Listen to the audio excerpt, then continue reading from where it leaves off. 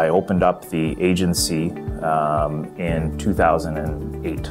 So since 2008, incorporated in 2007, and then in 2008, it was wild and crazy times, starting up the UrbanX Solutions Inc. and then becoming your local Xerox sales agency for Xerox Canada. We're strictly a sales organization for Xerox, and the whole kind of philosophy for the reason of having a sales agency for Xerox at the local level is, one, to be connected to the market, be connected to our customers, and more importantly, deliver services for SMB groups. What we were looking at, we wanted to find something that was going to work for us from a sales perspective. We also wanted to cut costs, because at the end of the day, you know, every business and you know, you're always looking to save where you can, and this was an opportunity that we felt we were just spending way too much money for the service that we were being delivered and for what we were getting out of it, and it kind of goes back to what we do. And you know, so that's the reason why we started to investigate and take a look at it. And quite frankly, you know, we were at that situation where you know, the savings was substantial. Right out of the gate, we saved 50%. So we went from a pretty high number, and we cut it in half. And the amazing part is that we cut the number in half, including the hardware. And by leasing the hardware and doing it on a lease to own, after 3 years, our return on it, right out of the gate, our return on investment was 50%. And it's actually going to drop down to more like 90% after 3 years. So you're talking just a ridiculous amount of money when you start to peel it back by looking at the system. It was like clockwork. It was really fairly painless. They told us when they were going to come in, and so the one thing I did like is that they constantly kept us informed. Like, they're like, okay, so you know, the phone system's being ordered. This is when we're looking. This is where we're waiting on the company to change the lines over to the new system. So we were constantly informed throughout the process, so we weren't left there wondering what's going on.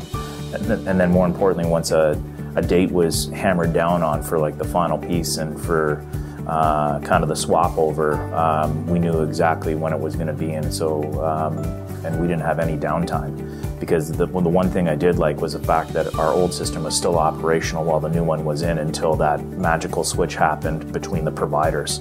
So, you know, to have two phones on the desk, yeah, that's fine.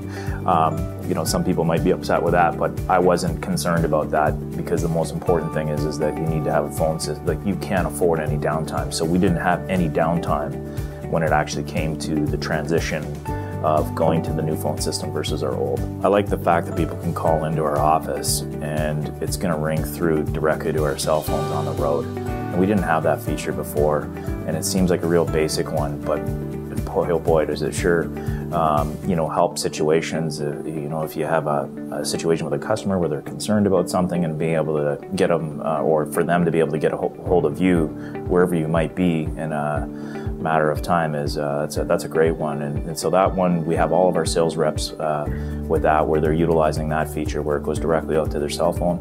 Number two is that I really like the fact that it kicks over to an email, so that if you do miss a call, basically you can just jump on your phone instead of having to call in. You can just listen to the WAV file, and we didn't have that before. And to have that, or to be able to flip it to someone if I need to, that's the great part. Because before, on the old system, I couldn't flip any voicemail to anybody unless it was in the office, and they would have to call in. So basically, for us to be able to do that on the road, and for me, if someone's left me a voicemail from one of our reps, it's quite simple for me to flip that voice over. Here's the one thing I'll say, is that this is where the people might be concerned, and you always have to look at the big picture when you're changing stuff. And if you want to get to the end result, you're going to have to do it, and you got to make a call on it.